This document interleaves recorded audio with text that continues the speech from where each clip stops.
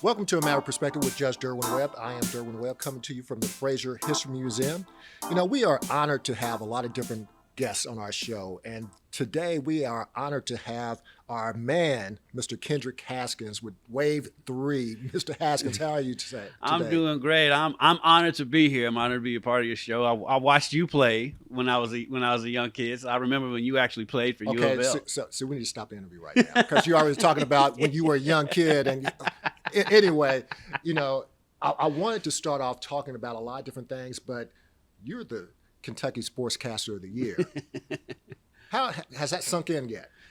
Not really. I guess it has a little bit because I'm still getting the congratulations and all that stuff. And like I'm getting it from people people were calling me and stuff because I'm not one that ever even enters into stuff. I think I've entered the Emmys like once or twice, and like anything else, I don't really enter stuff. So when they called me and told me I won, I was just like, how? Mm-hmm. And so it's been great. I mean, people I haven't talked to in years have congratulated me, and it was one of those things. You go to the award ceremony, and like, you know, it's all 50 states are represented. Right. And then I was tied. So I tied with it with Fred Cowgill from Right. WLKY, who I consider my TV dad because I interned under Fred when I was in college. Mm-hmm. So to go in there with him, to go to Winston-Salem with him, then you in there and like saying that so many people were in there that I've watched. Got like a chance to see Ernie. I Ernie, saw that. yeah. Ernie actually handed me my award. Charles Barkley was there, so they had a Hall of Fame induction also. So Ernie won the national broadcaster. Right. Him and Scott Van Pelt tied for that. Mm-hmm. Then they inducted. Now mine's going crazy. I mean, Jackie McMullen. She was inducted into it. Curry Kirkpatrick was inducted into it. So the thing with Curry is he had asked Charles to introduce him. And so Charles couldn't make that decision at the point in time. So he has Leslie Visser. So Leslie Visser was there. Well, then at the last minute, Charles called and said, no, he could do it. So now both Leslie Visser and Charles Barkley are there. Mm-hmm. And Charles Barkley is in full Charles Barkley mode. He did not let us down. Jane Kennedy, she was given an award.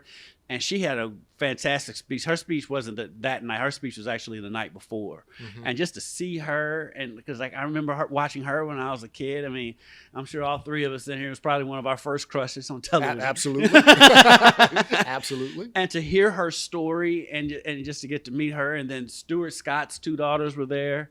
I got to meet them. They were. Now, how was that? They are wonderful people. Now I remember his speech, of course, at the V Awards.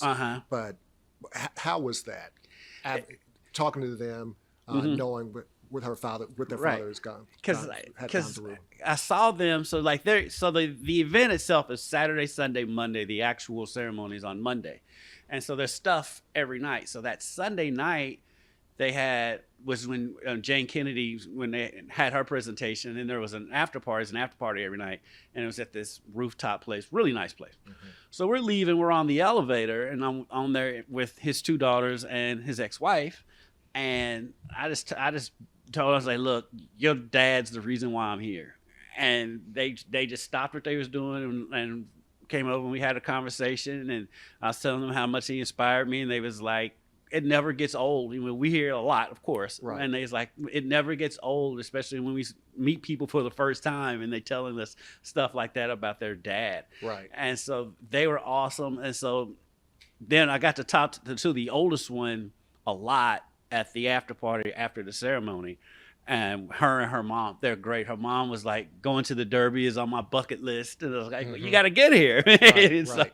Yeah, I mean, it's just an awesome event. And it's a first class. They make you feel like, you know, you're on top of the world. You're there with everybody else. And I met so many nice people who also won awards from other states and everything. And made a good bond with a girl. She had won, the Oregon was the broadcaster of the year from Oregon. Mm-hmm.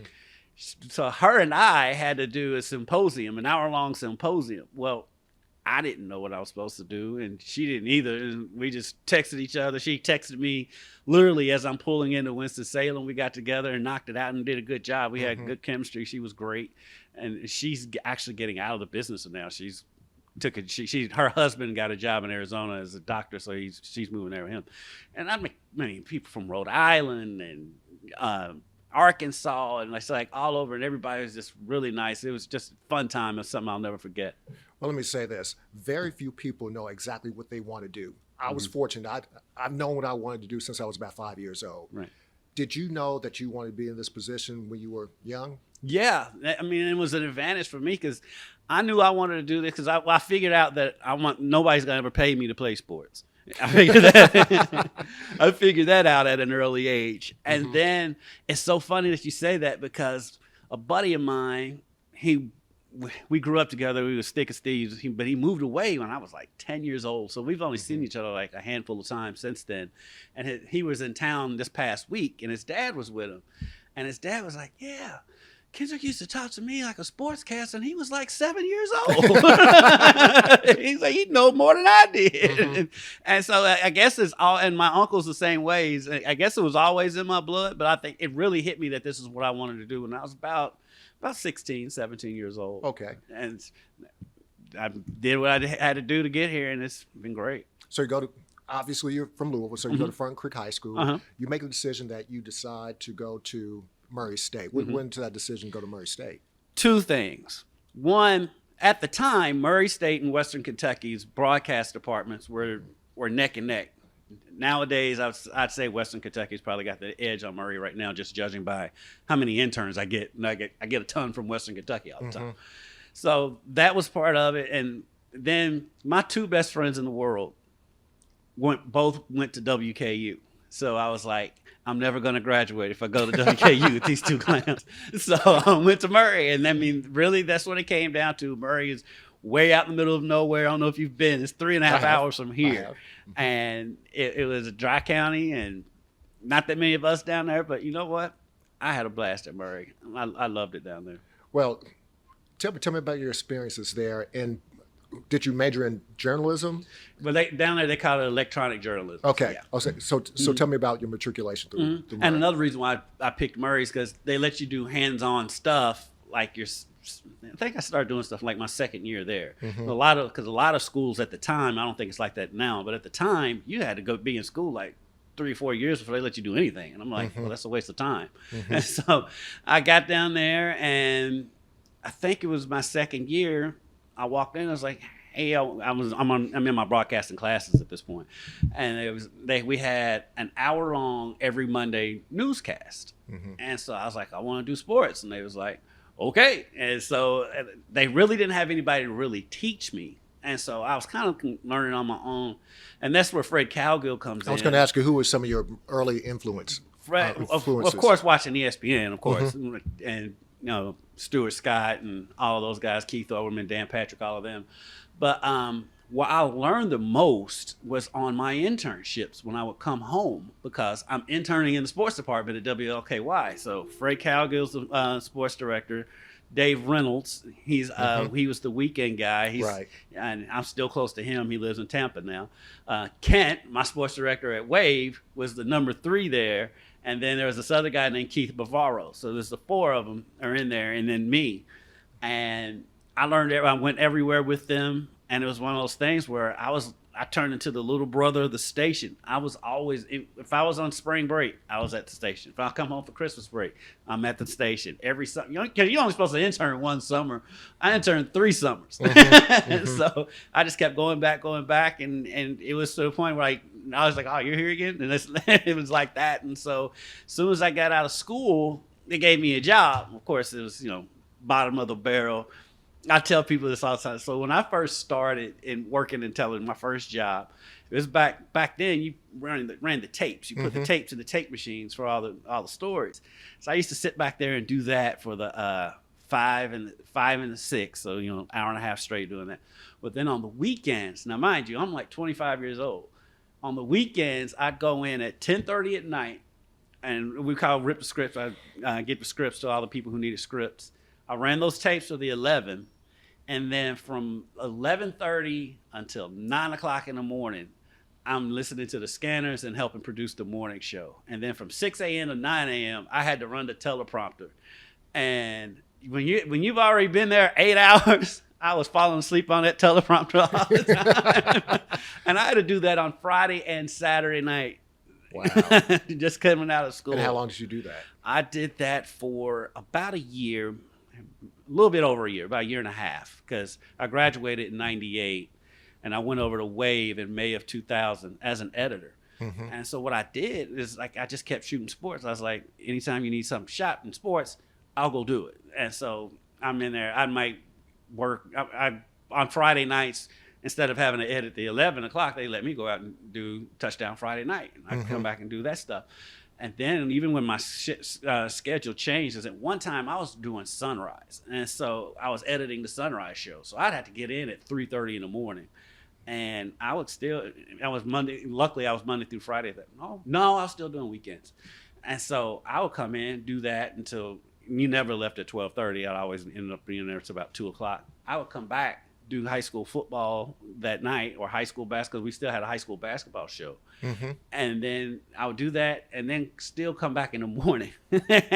Wow. Yeah. And then they moved my shift at one point. I was going from 5 a.m. to 2 p.m. And that was Monday through Friday. So the Friday part wasn't as bad. Mm-hmm. And then they moved me full time in sports as a sports photographer in 2005. Okay. And then, at that point, I wasn't worried about TV stuff anymore because I hadn't been on TV since I was in college, so it was like '98. So it had already been 7 years at that point. Mm-hmm. And I was a photographer. I was going everywhere. I was doing everything, and so I was good. And so they came. Bob Dominy retired, and then we had another guy named Mike Olmstead who came in for a little bit, and he left and moved on. And they was like, "You want to report?" Well, first they let me start reporting.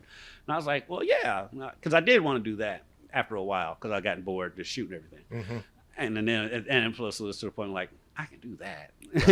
Right. So I can stand there and be like, such and such scored this and that in their next game. And so they let me start reporting. And then once Mike left, they was like, you want to start anchoring? And this is like 2012, 11 or 12, somewhere in there. So at this point, I hadn't done anything in front of a camera in like anchoring since '98, and I was like, yeah. So it was rough at the beginning, but I mean, I just work at it, Right. and I learn from everybody. Well, I've seen you on TV for years. Mhm. I'm a big fan, obviously. I appreciate it. One of the things I noticed is that you have covered the College World Series, Little League World Series. Mhm. You've covered a lot of different events, PGA, Ryder Cup, a lot of different events. What do you think is your favorite event that you've had to cover so far? I think the favorite one when I ask that stands out is the Ryder Cup, just because how cool it was the day when they won the championship. Because here I am, this small guy from Louisville, this close to Phil Mickelson and all these guys partying and celebrating because they won the Ryder Cup, and like they're like little kids. They like squirting each other with champagne and chasing each other with champagne bottles. Mm-hmm. And that was it was so cool just to be in that moment right then and there. And then also I grew up a huge Dallas Cowboys fan. Sorry. I know it's a rough existence. And so the year that Kentucky played in the Final Four in Dallas, that was fantastic. Because speaking of Ernie Johnson, that's actually the first time I met Ernie was there, because we're churning out story after story after story when we're on the road like that. And so it was one day we was like, we just started ad-libbing stuff. Me and my photographer, his name's Doug Druschke. He's our chief photographer now. And so we're just ad-libbing, and it's just really just me being a goofball fan running around the stadium. So we just like would come up on stuff and like just make up something on the spot. And so at one point I run through security, and security was tight. I mean, they got drug sniffing dogs and everything. So they was looking at me. They weren't big fans of me running through security. But so we're down on the floor, and I see Ernie, and I just went up to him and said, Ernie, I'm doing this really goofy story. I was like, will you mind playing along? And he was like, sure. And I interviewed Ernie Johnson in this story. And at the end of it, because we was talking about how big the stadium is, I said, what's bigger, that scoreboard or Charles' stomach? And Ernie said, well, before the diet, I would have said Charles' stomach. But that's because Charles, remember, he lost a bunch of weight back then. And so, he was great. And that story, that's one of my favorite stories I've ever done, just because it was just so goofy and it's just me being me and just running around. I've had a chance to talk to a few different reporters in the past. I vividly remember talking to a guy named Larry Sales. Larry Sales is a guy that I know used to work for a Chicago station, and his biggest interview at that time was interviewing former Miss America Vanessa Williams. So it has a picture of her, talked about the interviews, almost like he could tell me exactly what was said, Right. every question, every answer. He was so hyped about that. Do you have one of those interviews that you've done that you said, yeah, I'm going to remember that for the rest of my life? Really, nothing really sticks out. I think the one that sticks out the most, I guess, is because we started interviewing Justin Thomas when he was like 7 years old. Oh, wow. And Okay. so I can remember we going out and I'll be either with Bob or with Kent, and they may be talking to Justin's dad, and I'm getting shots of Justin, and me and Justin just over playing like little kids, and to see where he is now. I mean, it's amazing just to watch, to think about that. It's like, I knew this guy when he was 7 years old. He was just a little kid running around the golf course. And so those kinds of things stick out. And then my favorite part of this job, more than anything, is meeting people and getting to know people. And that's one of the, because like when you all play, when you were at U of L, the media comes in the locker room and and It may start again. You never know. Kenny, there's a request, but since I've been in the locker room since they redid it, I'm like, we can't do it in there because it's tiny.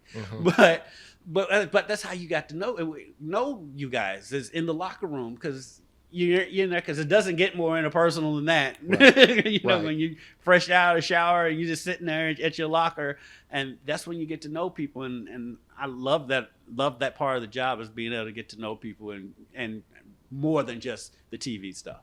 Let me ask you this. Who would you consider to be your dream interview?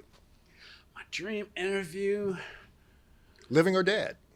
living or dead, dead would be Muhammad. Because I met Muhammad. Well, of course, I met Muhammad 100 times during while he was still alive, working in television. Because one of the things that upsets me the most.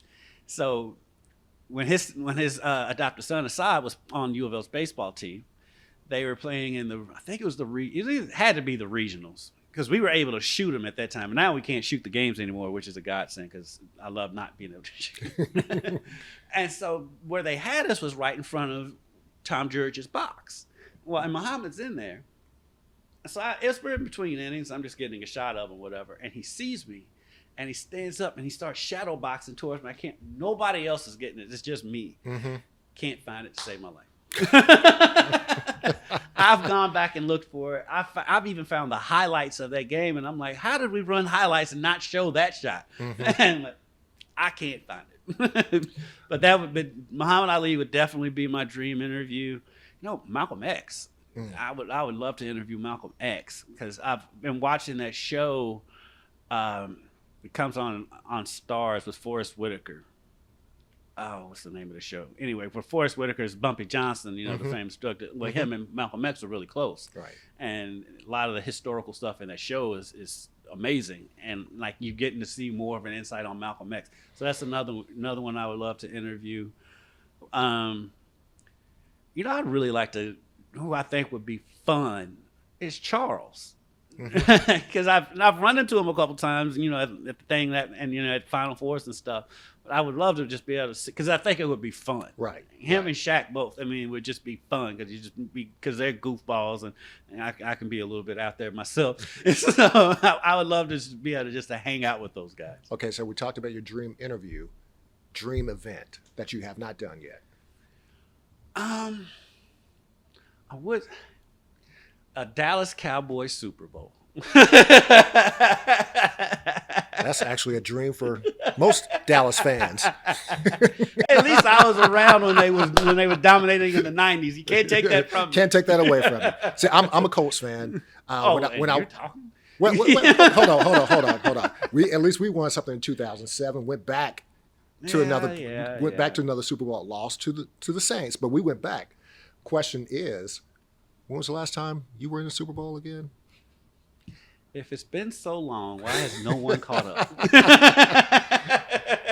Only the with all all being serious, I used to be a Cowboys fan. Indianapolis did not have a football team, so when the Colts came, I became a Colts fan and stayed a Colts fan ever since. So that's natural. So. And the funny thing is, the first time I actually saw Dallas play in person was at Indianapolis a couple of years ago, and they played up there, and naturally they lost. Yeah, well, it is what it is. But see, I'm not an obnoxious Cowboys fan. I'm realistic. I'm not one that thinks they're going to win the Super Bowl, because I never think they're going to win the Super Bowl. Because, like Stephen A. Smith says, because when he's going in on Dallas, I think it's hilarious. It doesn't make me mad at all, because he's dead on. Well, something will go wrong, and you're just waiting on it. Well, let me ask you. Tell me about your podcast. I know you do a podcast with a couple of different people. Talk about those people and talk about the podcast. So I do a podcast. It's called Believe in the ACC. We actually did one this morning. We do it we go on live. You can listen to it live at 9 a.m. every Thursday morning, wherever you get your podcast. It's myself, Lloyd Spence, who is from Louisville and has been involved in the media here and there in Louisville. Now he's based in Dallas. And the star of the show is and former foe of Derwin Webb's is Cardinal killer, Heisman Trophy winning quarterback Charlie Ward, or like we like to call him, Coach Junior, because he's Charlie Ward Jr. And so Charlie is one of the funniest people you'll meet, because he's real humble. He takes subtle jabs. He doesn't he's not overt. He'll just say little subtle stuff all the time. But he's also self-deprecating. And he's now a basketball coach. He just won his first state championship this past season. Okay. And so he sent us the link to watch the game online, and I'm like dying with every shot. Because we've been doing it for 2 years now. I've only met Charlie in person once. It was a long time ago, way before the podcast, and he doesn't even remember it, because he was in town for Allen Houston's. Remember when Allen Houston used to have his golf tournament over at Shawnee Golf Course, and Charlie was in. I met him then. I got a picture with him and everything. But we've gotten to this, we're brothers at this point. And so he sent us, I've got a t-shirt. I've got his random Florida State University High School state championship t-shirt that I wear around, because it's Charlie's squad. And so today we call it the Charlie Ward Humble Flex. So whenever he mentions something that he's done, or his teammates, he'll call Allen Houston Al. And me and Lloyd are like, we're from Louisville. We've been running around Allen Houston forever. We've never referred to him as Al. And so today, so when I won the award 2 weeks ago, the whole show has just been humble flexing me the whole time, just bombarding me with that. So Charlie's on his way to tape some more Heisman House commercials. He was literally at the airport this morning when we did the show. And so I'm just letting him have it. But the funny thing is, so Charlie was on those Heisman House commercials like early on when they first started it. Right. I don't even remember. And he said he got mad because he was there to take one time. Charlie's only like 6'2", and one of the workers on the commercial thought he was one of the mascots, because the mascots were there at the same time. So this is the first year he's been back since then. So, but he's super excited. But he downplays it, of course, but he's super excited. Very humble guy. Yes. I've always liked him, always admired him. Didn't like him when we were playing against one another, but I have admired his career and everything he's done since then. Okay, I have a hypothetical situation for you. Let's say you're sitting at home on your couch, no work. You get a phone call. Area code right around Bristol, Connecticut. So you know who it could possibly be. Do you take the telephone call? Without a doubt. No question. Yeah. Tell me about your upbringing with ESPN as a mentor, if you will, for your career. So you get up every morning, you turn on SportsCenter. And you come home from school, you turn on SportsCenter. You're ready to go to bed. Because I wasn't a big newsy. I didn't really watch the news. I'm watching SportsCenter, and I learned something. I read Dan Patrick and Keith Olbermann's book when I was in high school. I'm not a book reader. I didn't like reading books for school, let alone in my casual time. I read that book from cover to cover in high school, and and that Dan Patrick's is another one I would love to interview sometime, just because for one, he played at Eastern Kentucky. He played basketball at EKU, so there is. I was not aware of that. Yeah. Okay. And he's just from Dayton, and so he just to hear the stories, especially when he can be totally honest about everything at ESPN. Because I've heard a few interviews when he is, and so that's because while I loved Stuart Scott, Dan Patrick was the first one I looked up to, because of course he came on before Stu, and Stu was on ESPN2 at first, and it took a while before you got ESPN2 to begin with. Right. And so, and I just love the way they're just talking. And like Right. those are always my favorite shows I listen to, like, because my favorite podcast is Dan Le Batard, because they're crazy, and they're just talking, and it's not an act, and that's what I love about them. That's what I love about Dan Patrick, because it's not an act; he's just being him. Right. And so that's where I learned the most from. It's just when you see me on TV, that's just me being me, and like, so I say something crazy because I'm liable to say something crazy. Right. Ask a question. What's next? What's next? If you're at liberty to say, what's next? Yeah. Okay.